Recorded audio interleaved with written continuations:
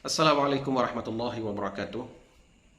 Pemirsa yang dimuliakan oleh Allah, penjajahan atas bumi Palestina seperti yang kita saksikan sekarang itu adalah kelanjutan daripada penjajahan yang menimpa negara-negara Islam sebelumnya. Irak, Afghanistan, Suriah, Kashmir, dan yang terakhir adalah Palestina. Itu merupakan rentetan daripada penjajahan, kehinaan dan kelemahan kita. Fenomena ini telah pernah dijelaskan oleh Nabi Shallallahu Alaihi Wasallam 1400 tahun yang lalu.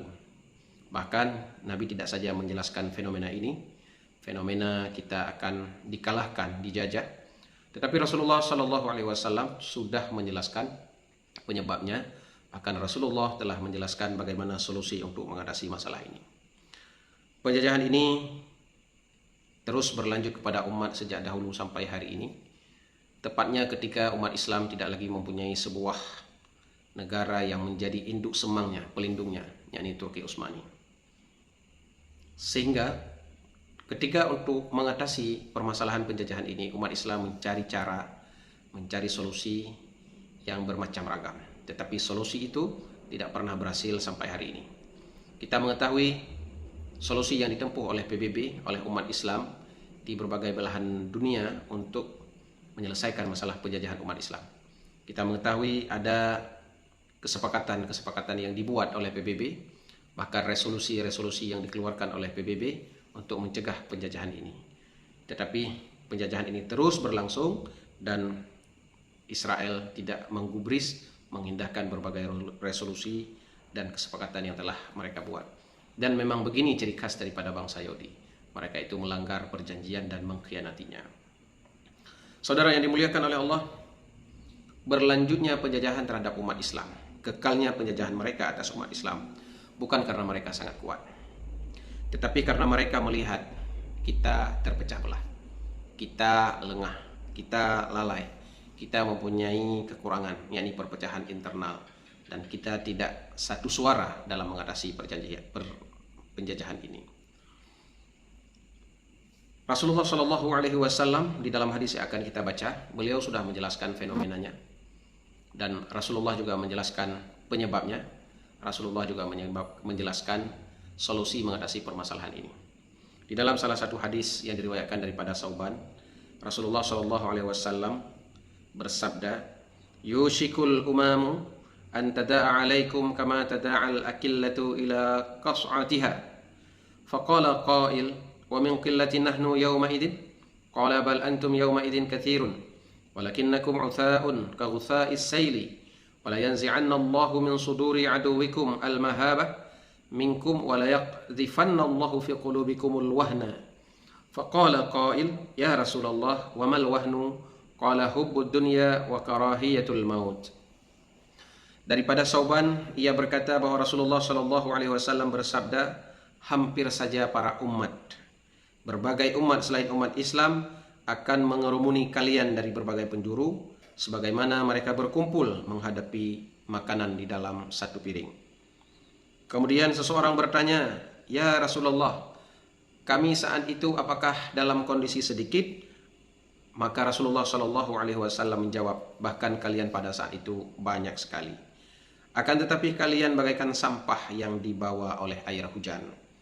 Allah akan menghilangkan rasa takut pada hati musuh kalian, dan Allah akan menimpakan dalam hati kalian sifat wahan." Kemudian seseorang bertanya, "Ya Rasulullah, apakah wahan itu?" Rasulullah berkata, "Cinta dunia dan takut mati." Hadis ini diriwayatkan oleh Abu Dawud nomor 4297 dan oleh Imam Ahmad.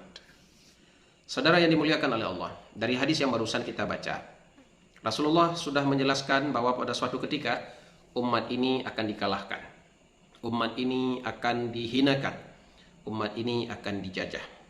Penjajahan, kehinaan itu terjadi disebabkan pada saat itu kita terpecah belah, sehingga disampaikan oleh Rasulullah Shallallahu Alaihi Wasallam, saat itu kita bagaikan sampah yang dibawa oleh air hujan, berserak banyak tapi berserakan, kita tidak satu arah, kita tidak bersatu padu. Dan ini terjadi pada umat Islam dewasa ini, saudara yang dimuliakan oleh Allah. Bangsa Israel, Yahudi, mereka hidup di tengah-tengah umat Islam. Di sekelilingnya adalah negara Islam.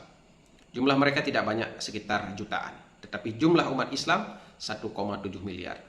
Tetapi 1,7 miliar itu tidak bisa menolong saudaranya Palestina yang sedang dijajah oleh Yahudi tersebut. Apa sebabnya? Karena kita tidak bersatu. Karena kita bercerai-berai.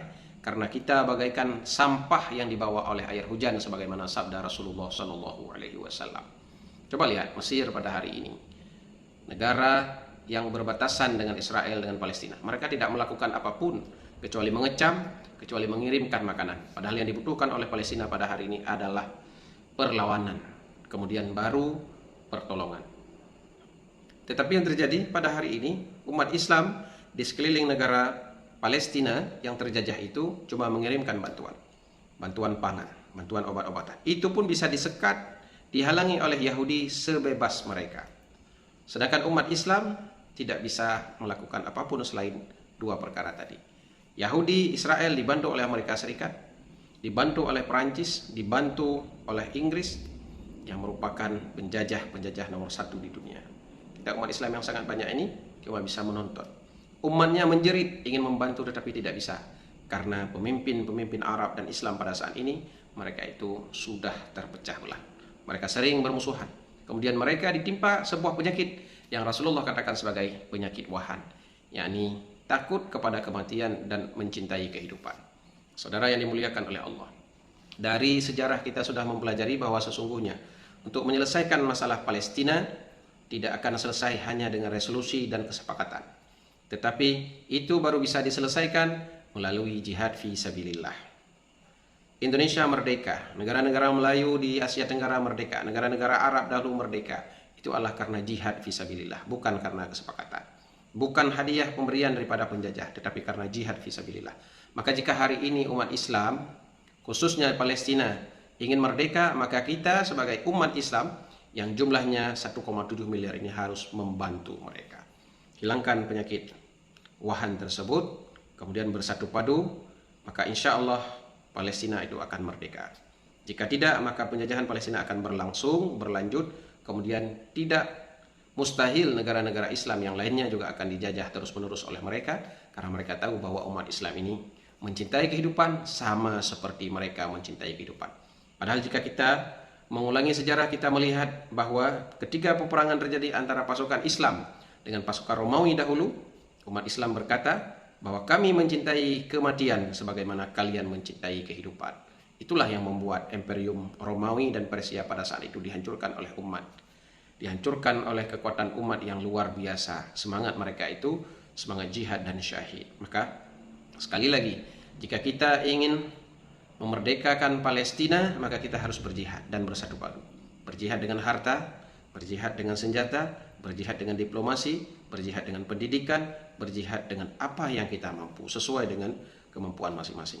Tapi jika ini tidak ada, perpecahan terus dilanjutkan, jihad terus dikesampingkan, ajaran jihad dan syahid itu dijadikan sebagai sesuatu yang tabu, yang asing dalam masyarakat Islam, maka sungguh penjajahan ini akan terus berlangsung. Kita tidak tahu sampai kapan penjajahan ini akan terus berlangsung. Semoga apa yang Al-Fakir sampaikan bisa menjadi pelajaran bagi kita bersama untuk menyelesaikan masalah Palestina. Wassalamualaikum warahmatullahi wabarakatuh.